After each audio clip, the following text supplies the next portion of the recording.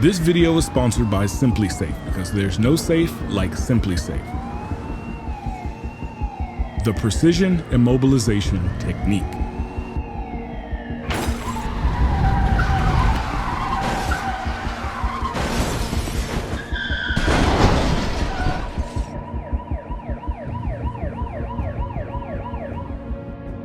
This is a tactic perfected in the late 1980s as a method to stop a fleeing vehicle by causing it to lose control in a controlled manner, if you will.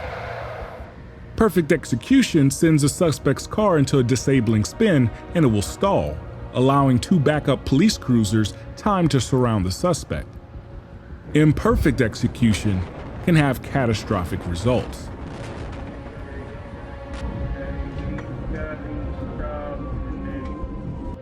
Between 2019 and 2024, Georgia State Patrol troopers deployed this technique in over 2,000 pursuits, with many exceeding 100 miles per hour. Where departments have very lengthy guidelines on when an officer can discharge their weapon, the guidelines to when an officer can execute a pit maneuver may only take up a page, if that. Some departments don't even allow it.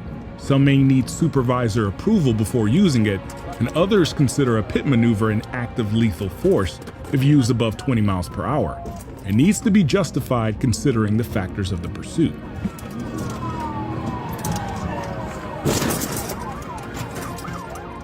This loose standard amongst different departments has made the pit maneuver a controversial issue in the last decade, and has given rise to a push to ban its use altogether.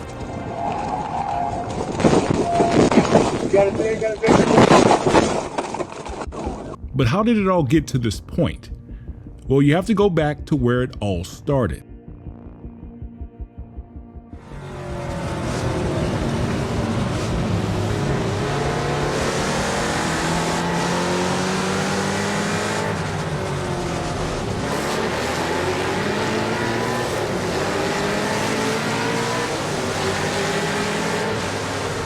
In 1969, a man by the name Bill Scott formed BSR Incorporated, a competitive driving school using methods learned from his instructor, the legendary Mark Donahue. The school didn't just teach how to become a winning race car driver. Being located 2 hours west of Washington, D.C., it also taught anti-kidnapping and counterterrorism driving tactics for chauffeurs and government personnel, and one of the methods taught was called the Tactical Vehicle Interception, or TVI.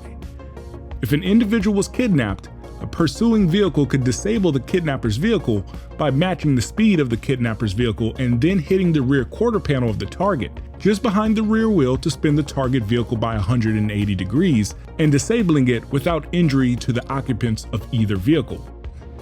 This technique's origins go even further back to NASCAR, where a driver would bump the rear of a leading car, causing them to lose stability where they would have to input the brakes and therefore slowing down, allowing an overtake.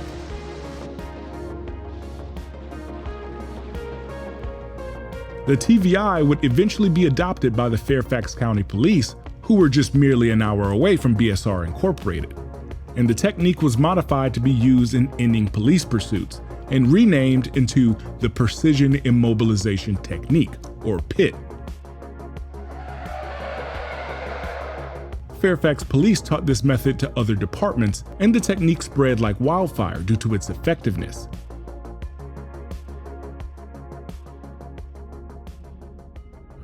The underlying conditions to successfully deploy a pit had to be ideal in a police pursuit. Unobstructed shoulders, no dense traffic, clear visibility, dry pavement, and lower speeds were mandatory to have a predictable outcome. Also, the type of vehicle being pursued couldn't be an SUV or passenger van, since the higher center of gravity were more susceptible to rollovers when hit from behind. On the morning of August 17, 2004, these recommendations weren't taken into consideration when a Nissan Pathfinder SUV being pursued 50 miles through South Carolina after failing to pull over for a traffic violation crossed into Georgia, heading southbound on I-95. The pursuit ended 53 seconds after Trooper William Scott Fisher of the Georgia State Patrol entered the chase by performing a pit maneuver at 107 miles per hour, causing the SUV to spin off the highway clockwise, hurtling 400 feet over an embankment and into a tree. The driver, Katie Sharp, 21 years old, and boyfriend Garrett Gabe, 17 years old, were both pronounced deceased.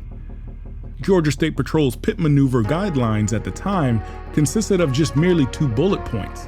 It stated that the officers must use the pit in accordance with training and at reasonable speeds and in locations where it's reasonable to expect that the maneuver can be safely accomplished. It was later revised after the incident, but still left important conditions like the reasonable speed to perform the maneuver up to the pursuing officer's discretion. Safety in instances like these can never be guaranteed, but our partner SimpliSafe can make your home a lot safer and save you a lot of money when compared to other home security systems out there. I take security very seriously since I have a couple vehicles that are common targets for thieves since they are older with prehistoric security measures. And rather than stressing every single night wondering if it's going to be parked there in the morning and dealing with an insurance claim that will raise my rates, SimpliSafe's new Active Guard outdoor protection uses a combination of advanced AI and live monitoring agents to detect suspicious activity and intervene instantly by speaking to the intruder, activating sirens and spotlights, or calling the police before any damage is done. SimpliSafe is very DIY friendly to install, as I did my own home security system myself, or you can always opt for professional installation.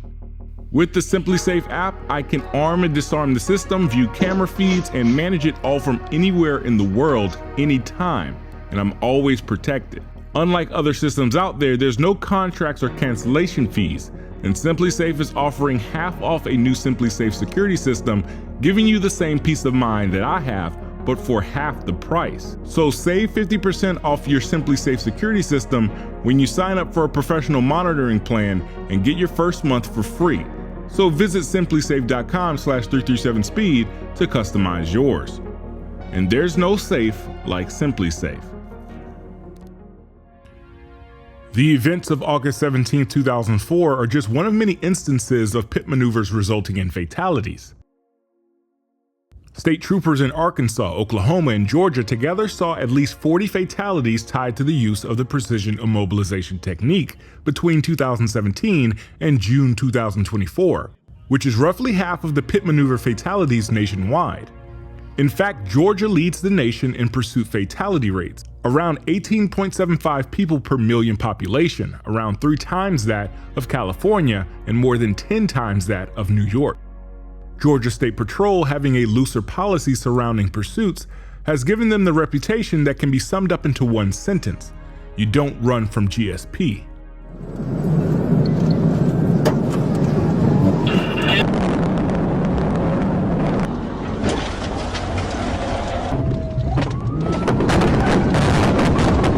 One thing that is very apparent across many agencies is that pit maneuvers have gotten increasingly more unpredictable due to the advancements in modern vehicles. All right, roll over, squad, roll over, squad, on Lumax. The top speed of an economy car when the pit maneuver was popularized in the 80s was around 95 miles per hour, while the economy cars of today, like the Toyota Corolla, can top out at 120 miles per hour. Middle of the range sedans can easily top out at 140 miles per hour or more, making the average speed of modern pursuits much higher than when these techniques were introduced.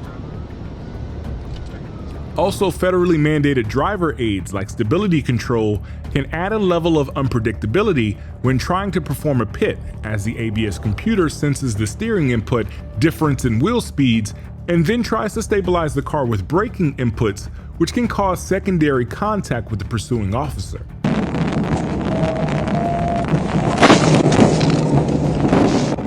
One question that rises time and time again is there a better alternative to the pit maneuver? TDDs, which are tire deflation devices, are one method to get a fleeing driver to stop by puncturing the tires and rendering the vehicle inoperable. Look at this, look at this. Oh no! These TDDs require an officer to leave the safety of their vehicle to deploy these devices, and a decade-long study found that 42 officer fatalities were directly linked to the placing of these TDDs.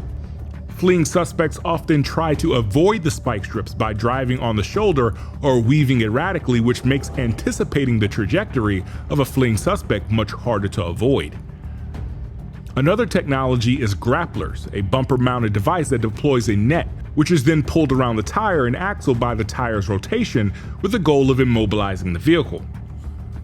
While extremely effective in preventing a pursuit before it happens, especially in the case of a stolen car or a suspect with a history of evading police, when used in high-speed chases, it adds another level of unpredictability since the officer is now tethered to an erratically driving suspect.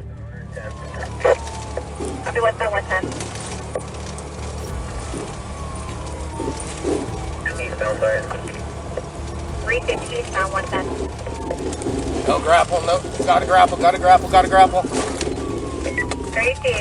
Also, with a cost average of $8,000 for one device, they are expensive to outfit for smaller municipalities. When looking at other countries, they often use similar tactics to ending police pursuits. For example, in the United Kingdom, TPAC, or Tactical Pursuit and Containment Doctrine, encompasses a broad range of tactics to end pursuits, and as a last resort, a pit maneuver. Yeah, it had something to do with them. Still going out.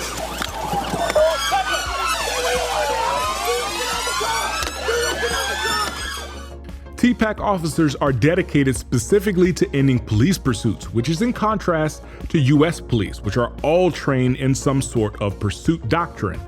These methods are typically accompanied with a helicopter so the police can follow at a safe distance until there is an opportunity to end the chase.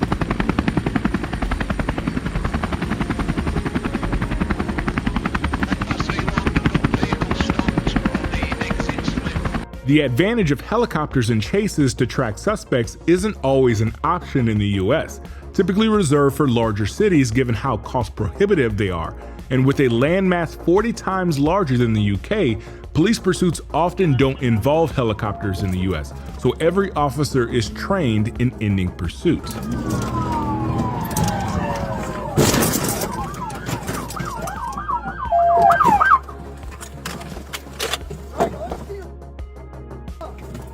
Get your hands out of the car right now! The pit maneuver as a whole is a polarizing topic of discussion. Its effectiveness at ending chases, the destruction it causes, creates a sort of knee-jerk reaction that you either support its use or want it banned altogether. Its origins are the direct result of the militarization of modern police forces and departments expanding into counterterrorism and kidnapping training. Whatever side of the coin you fall on, the best defense against a pit maneuver is to not get into a police chase to begin with.